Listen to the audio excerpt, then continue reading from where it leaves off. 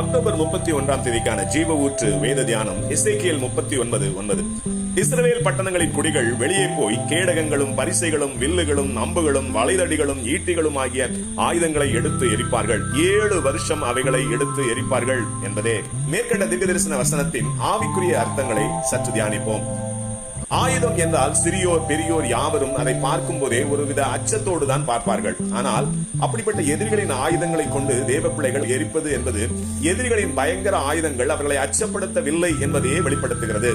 எதிரிகளின் ஆயுதங்கள் ஏன் தேவ பிள்ளைகளை அச்சப்படுத்தவில்லை என்று சிந்திக்கிற போது வேதத்தில் ஏசாயா 54:17 உனக்கு விரோதமாய் உருவாக்கப்படும் எந்த ஆயுதமும் வாய்க்காதே போகும் என்று கர்த்தர் கூறுகிறார்.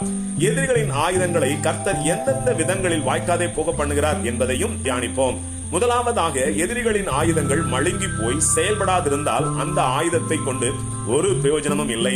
அடுத்ததாக, பலம் வாய்ந்த பயங்கர ஆயுதங்களோடு எதிரிகள் வந்த போதும் அவர்கள் வந்த வேலையை முடிக்காமல் சிதறி ஓடி போனால் அந்த ஆயுதங்கள் பலம் வாய்ந்ததாக இருந்தும் அதனால் ஒரு பிரயோஜனமும் இல்லாமல் போகிறது.